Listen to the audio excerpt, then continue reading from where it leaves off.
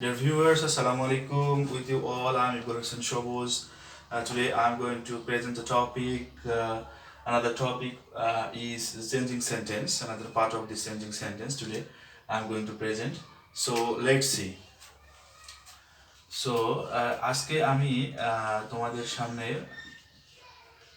assertive sentence থেকে interrogative সেন্টেন্সে রূপান্তর করা তোমাদেরকে শেখাবো.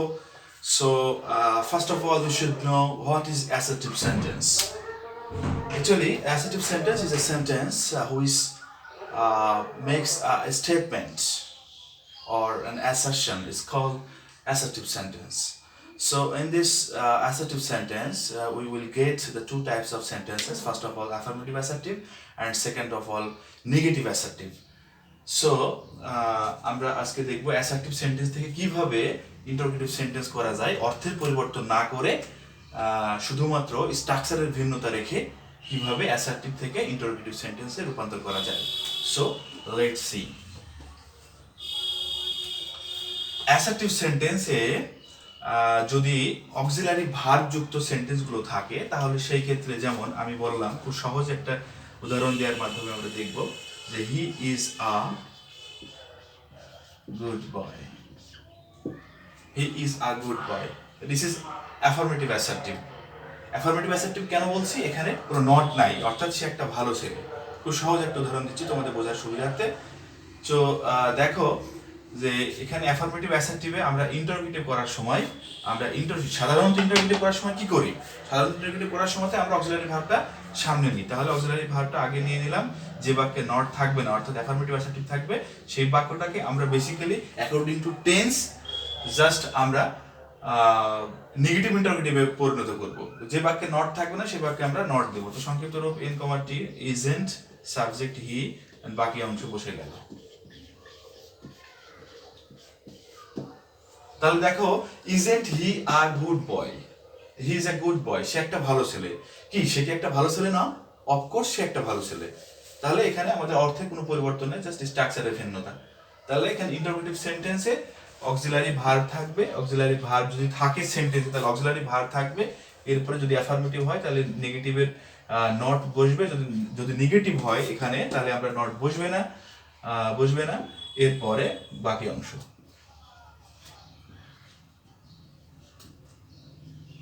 বসে গেল এবং সর্বশেষ কোশ্চেন মার্ক, জিজ্ঞাসাবোধক চিহ্নটা বসে গেল. তাহলে এই ছিল আমাদের অ্যাসার্টিভ থেকে ইন্টারোগেটিভ করার নিয়ম. অন্যদিকে যদি আমরা এই সেম বাক্যে যদি আমরা ইজেন্ট ব্যবহার করি, যদি এখানে আমরা ইজ নট আ গুড বয় যদি এরকমটা ব্যবহার করি, তাহলে দেখবে যে সে একটা ভালো ছেলে নয়. হ্যাঁ, সে কি ভালো ছেলে? তাহলে এখানে যে বাক্যে নট থাকবে সেই বাক্যে আমরা নট ব্যবহার করব না. তাহলে he is not a good boy, সে একটা ভালো ছেলে নয়. আর সে কি একটা ভালো ছেলে? তাহলে অ্যাফার্মেটিভ অ্যাসার্টিভ বাক্যে যখন আমাদের নট থাকবে না, তাহলে অ্যাসার্টিভ সেন্টেন্সে আমরা দুইটা বাক্যই পাবো, হাবোধক বাক্যও পাবো এবং নাবোধক বাক্যও পাবো. অ্যাসার্টিভ সেন্টেন্স বলতে যে সেন্টেন্স দ্বারা কোনো বিবৃতি প্রকাশ করা হয়, বর্ণনা দেওয়া হয়, this is called assertive sentence. So সেটা নেগেটিভও হতে পারে অ্যান্ড সেটা অ্যাফার্মেটিভও হতে পারে. তাহলে he is not a good বয়, তাহলে যখন আমরা নটটা ব্যবহার করব তাহলে তখন আমরা এখানে নট ব্যবহার করব না ইন্টারোগেটিভের জন্য. এখানে এটা হচ্ছে অ্যাসার্টিভ, অন্যদিকে এটা হচ্ছে যে ইন্টারোগেটিভ. তাহলে সেই ক্ষেত্রে যখন he is not a good boy, সে একটা ভালো ছেলে নয়, তার মানে কি সে কি একটা ভালো ছেলে? তার মানে সে ভালো ছেলে নয়.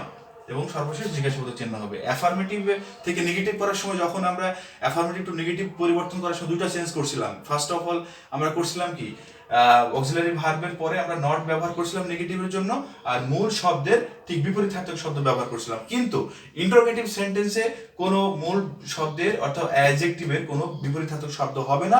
জাস্ট যদি অ্যাফার্মেটিভ অ্যাসার্টিভ থাকে, যদি নট না থাকে তাহলে আমরা এখানে নট ব্যবহার করব. যদি এই বাক্যে নট থাকে তাহলে আমরা এখানে নট ব্যবহার করব না. এবং সর্বশেষ বাকি সব ঠিক থাকবে এবং অবশেষে আমরা জিজ্ঞাসাবোধক চিহ্ন দেবো, কারণ এটা ইন্টারোগেটিভ সেন্টেন্স অর্থাৎ প্রশ্ন করা বোঝাচ্ছে. কিন্তু এখানে অর্থে কোনো পরিবর্তন নেই, বাট স্ট্রাকচারের ভিন্নতা লক্ষ্য করছি আমরা.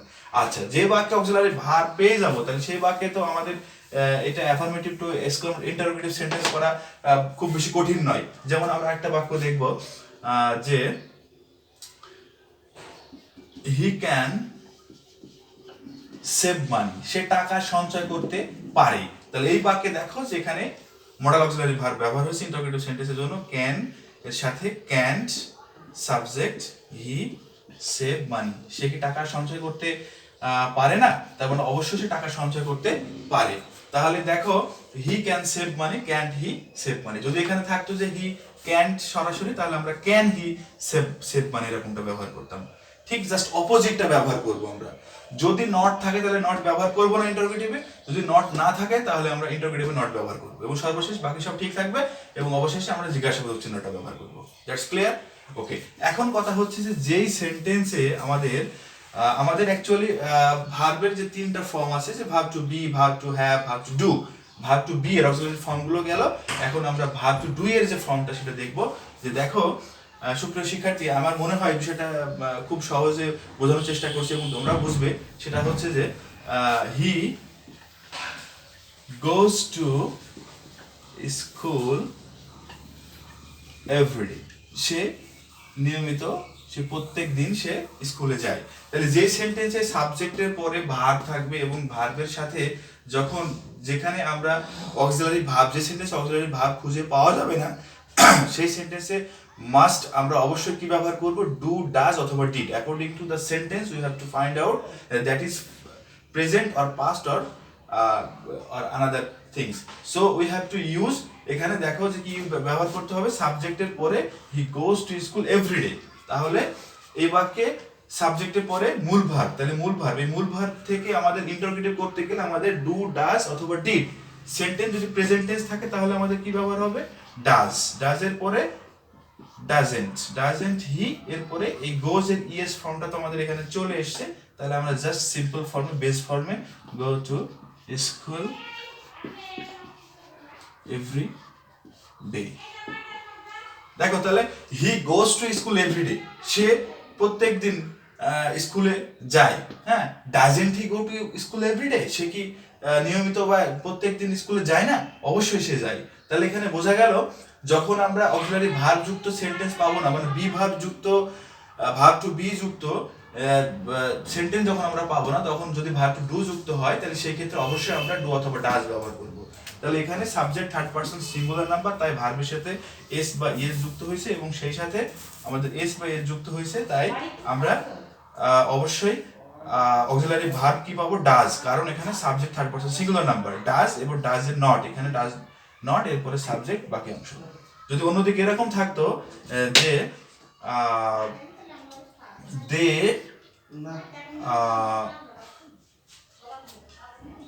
দে went to market, হ্যাঁ সে মার্কেটে গিয়েছিল, তাহলে সেই ক্ষেত্রে দে ওয়েন্ট টু মার্কেট, সে মার্কেটে গিয়েছিল, এই বাক্যটা আমরা অ্যাসার্টিভ বাক্য, মানে অ্যাফার্মেটিভ অ্যাসার্টিভ, এখানে ইন্টারোগেটিভ করব আমরা। তাহলে এখানে অবশ্যই ওয়েন্ট অর্থাৎ পাস্ট টেন্স, তাহলে সেই ক্ষেত্রে আমাদের অক্সিলারি ভার্ব কোনটা পাবো, অক্সিলারি ভার্ব হিসেবে পাবো আমরা এখানে ডিড, কারণ এটা পাস্ট টেন্স। তাহলে পাস্ট টেন্স হলে ডিড, আর প্রেজেন্ট টেন্স হলে ডু অথবা does. Subject third person singular number হলে ডাজ এবং অন্য ক্ষেত্রে ডু। তাহলে আমরা থার্ড পারসন সিঙ্গুলার নাম্বার গুলো জানি, আমরা যেমন হি, শি, ইট, এগুলোর ক্ষেত্রে আমরা ডাজ।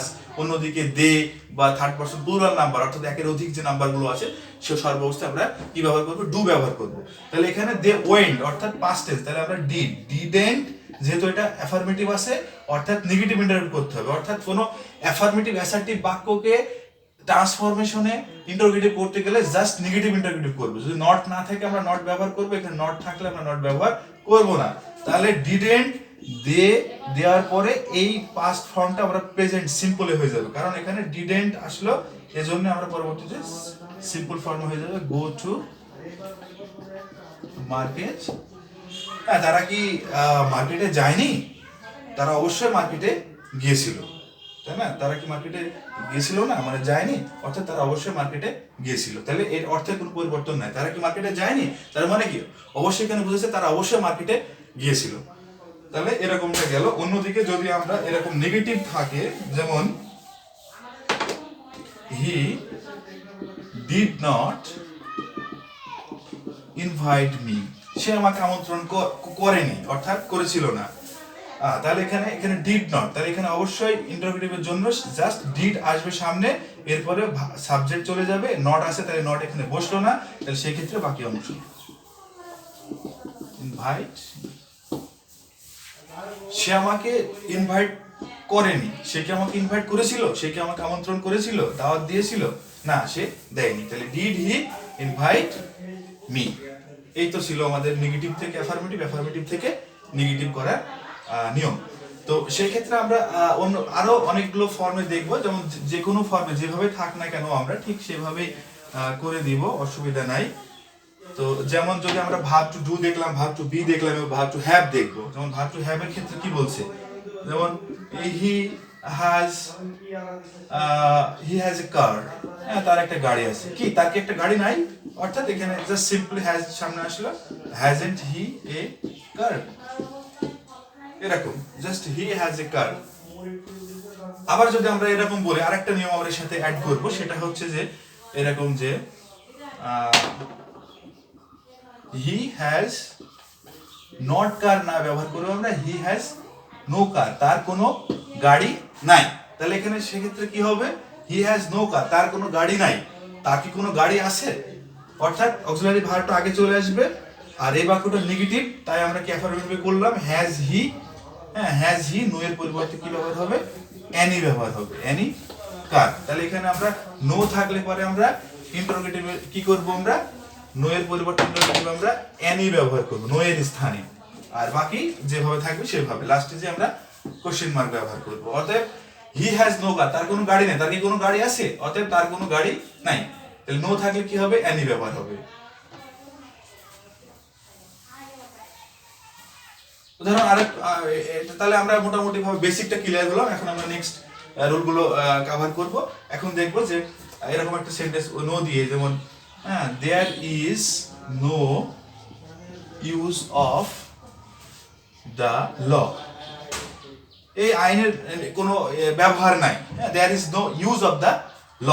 তাহলে এখানে কি কোনো এই আইনের কি কোনো ব্যবহার আছে, তাহলে দেয়ার ইজ নো ব্যবহার হলে আমাদের সাথে কি ব্যবহার হবে, দেয়ার ইজ নো ব্যবহার হলে ইন্টারোগেটিভের জন্য আমাদের ইজ দেয়ার এনি ব্যবহার হবে। কি ব্যবহার হবে, ইজ দেয়ার এনি ব্যবহার হবে। তাহলে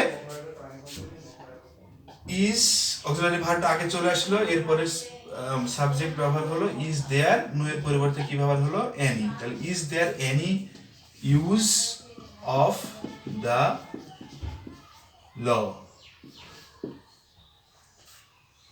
তাহলে is there any use of the law, নিয়মটির কি কোনো ব্যবহার আছে, অবশ্যই নিয়মটির কোনো আইনটির কোনো প্রয়োগ নাই। তাহলে there is any use of the law, তাহলে এখানে দেখলাম আমরা দেয়ার ইজ নো এর পরিবর্তে is there any, right? Okay, এটা গেল নেক্সট রুল। এবং পরবর্তীতে আমরা আরেকটা বিষয় নিয়ে আলোচনা করব, সেটা হচ্ছে যদি কোনো বাক্যে বিশেষ করে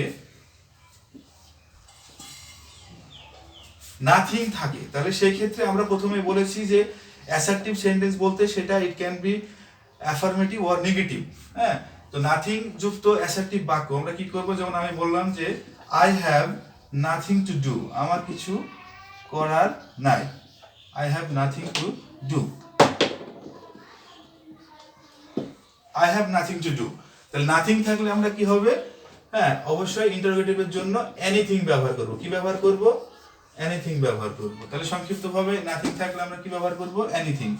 তাহলে অক্সিলারি ভার্বটা আগে চলে আসলো, এই বাক্যটা নেগেটিভ, তাই আমরা এটাকে ইন্টারোগেটিভ করার সময় নটটা ব্যবহার করব না, তাই আমরা হ্যাভ আই, নাথিং এর পরিবর্তে এনিথিং টু ডু। আমাদের কোনো কিছু করার আছে না, আমার কোনো কিছু করার নাই, তাহলে have I anything to do, আমার কিছু করার নাই, অর্থাৎ আমাকে কিছু করার আছে না, আমার কিছু করার নাই।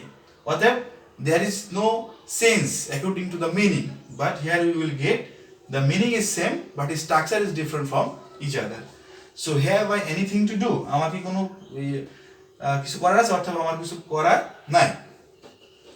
তো সেই ক্ষেত্রে আমরা দেখলাম নাথিং থাকলে কি ব্যবহার হলো, যে এনিথিং ব্যবহার হলো। এখন আমরা দেখব আরেকটা নিয়ম দেখব, সেটা খুব ইম্পর্টেন্ট নিয়ম, সেটা হচ্ছে যে বাক্যে যদি কখনো নেভার থাকে তাহলে আমরা কি ব্যবহার করব, ইন্টারোগেটিভ করার সময় নেভারের পরিবর্তে আমরা এভার ব্যবহার করব।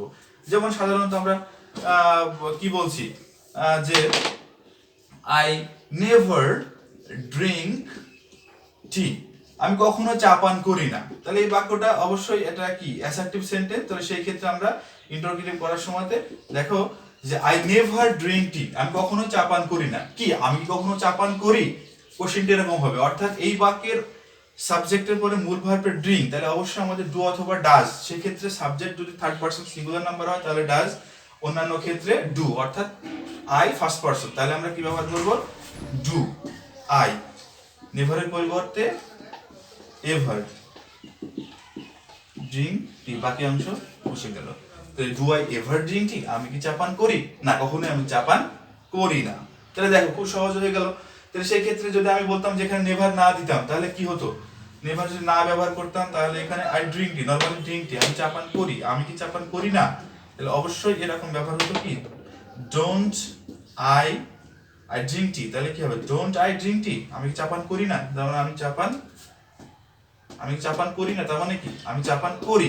তাহলে সেই ক্ষেত্রে এরকমটা ব্যবহার হতো। কিন্তু যখন আমাদের বাক্যে নেভার থাকছে তখন আমাদের কখনোই না, অর্থাৎ বাকি never itself is a negative word. তাহলে নেভারের পরিবর্তে বিপরীতার্থক শব্দ হিসাবে এখানে কি ব্যবহার করব, সরি বিপরীতার্থক শব্দ নিয়ে এখানে আমরা নেভারের পরিবর্তে কি ব্যবহার করব, এভার, কখনো কখনো।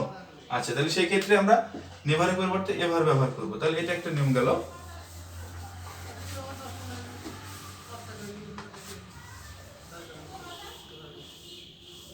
সো আমরা এখন যে মোটামুটি বেসিক্সটা কমপ্লিট করলাম এটা চেঞ্জিং সেন্টেন্সের মধ্যে যে অ্যাসার্টিভ থেকে ইন্টারোগেটিভ। এখন আমরা আরেকটা নিয়ম দেখব যে যদি বাক্যে এভরি বডি থাকে, এভরিবডি, হ্যাঁ, এভরি ওয়ান, অল,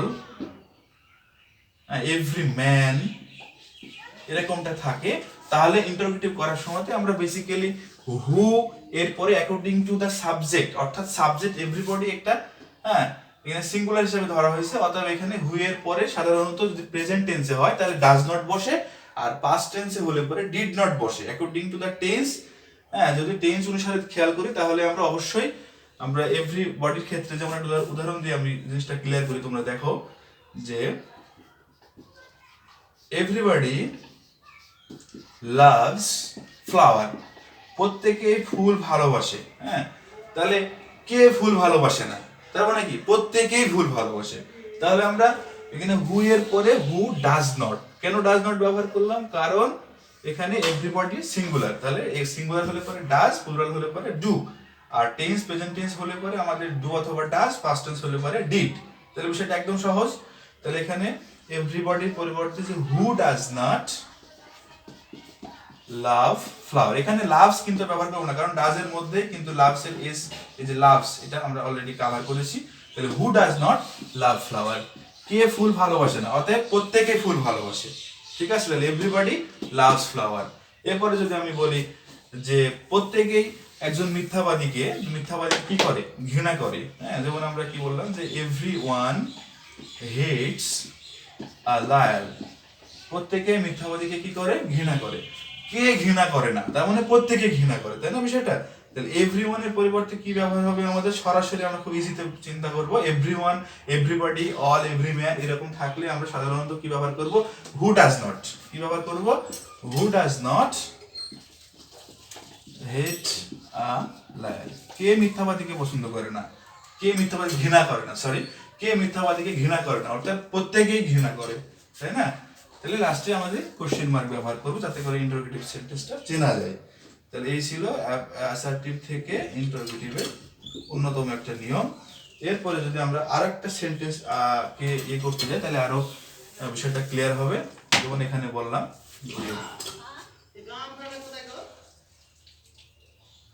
আচ্ছা, তো সেই ক্ষেত্রে আমরা অনেকগুলো সেন্টেন্স ব্যবহার করতে পারি। তো আরেকটা সেন্টেন্স যদি আমরা খেয়াল করি, everyone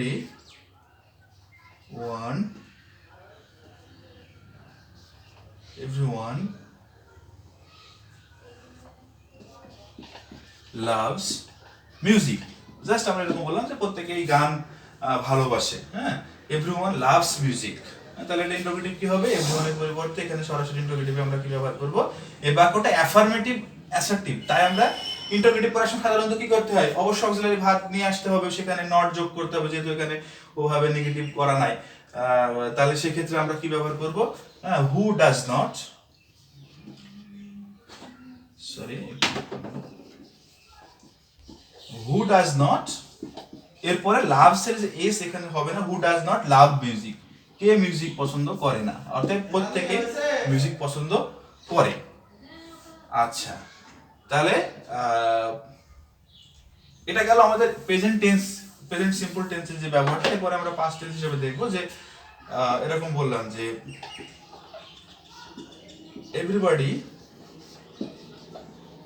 কেম টু মি, প্রত্যেকে আমার কাছে এসেছিল, কে এসেছিল না, হ্যাঁ, মানে কে আসেনি আমার কাছে। হু কি ব্যবহার করব, হু ডাজ নট বলছে আমরা প্রেজেন্ট টেন্সের জন্য, এখানে কেম আছে অর্থাৎ পাস্ট টেন্স, তাহলে হু ডিডেন্ট, এরপরে আমরা কি হয়ে যাবে, কাম হবে, কারণ এখানে ডিড নট দিয়ে সেন্টেন্সটাকে আমরা পাস্ট টেন্স করে ফেলেছি। তাহলে who did not come to me, কে আমার কাছে আসেনি, অর্থাৎ প্রত্যেকে আমার কাছে এসেছিল।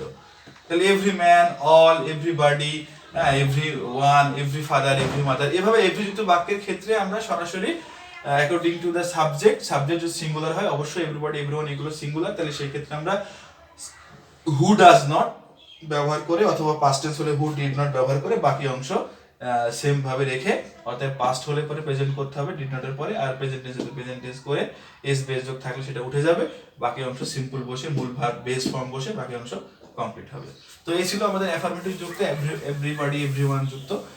এরপরে যদি আমাদের অ্যাসার্টিভ বাক্যে এরকম থাকে যে নান, নো ওয়ান, নোবডি, এরকমটা থাকে, তাহলে আমরা কিভাবে করব, যেমন আমরা একটা বাক্য খেয়াল করি যে নান ক্যান ডু দিস, এরকম একটা সহজ বাক্য দিই তোমাদের সুবিধার্থে বোঝার জন্য। নান ক্যান ডু দিস, কে এটা করতে পারে, হ্যাঁ, অর্থাৎ কেউ এটা করতে পারে না, কে করতে পারে, অর্থাৎ এখানে নো ওয়ান, নান, নোবডি এর ক্ষেত্রে আমরা সরাসরি হু বসবে, তারপরে বাকি অংশ সরাসরি বসে যাবে, প্লাস সবশেষে আমরা ইন্টারোগেটিভ কোশ্চেন মার্ক ব্যবহার করব। নান ক্যান ডু দিস, কেউ এটা করতে পারে না, অর্থাৎ কে করতে পারে, হু এর নানের পরিবর্তে হু, বাকি অংশ বসে গেল হু ক্যান ডু দিস, কারণ এখানে এটা হচ্ছে যে সরাসরি none itself is a negative word, so আমাদের we have to use into affirmative according to the sentence. তাহলে আমাদের এখানে হু এর পরে কোনো অক্সিলারি ভার্ব থাকলে কিভাবে ব্যবহার করব, হু এর পরে একদম সরাসরি সেম এটা বসে যাবে, কারণ এখানে নান আছে, অর্থাৎ বাক্যটা নেগেটিভ, তাহলে আমাদের অ্যাফার্মেটিভ ইন্টারোগেটিভ করতে হবে। তাহলে হু ক্যান ডু দিস, অতএব খুব সংক্ষিপ্তভাবে মনে রাখি আমরা, নান, নো ওয়ান, নোবডি, নো যুক্ত এরকম কোনো ওয়ান যুক্ত এরকম কোনো শব্দ, নোবডি, নান এরকম থাকলে আমরা ইন্টারোগেটিভ করার সময় সরাসরি এগুলোর পরিবর্তে প্রথমে হু বসে যাবে, এরপরে বাকি অংশ বসে যাবে এবং সবশেষে একটা কোশ্চেন মার্ক ব্যবহার হবে।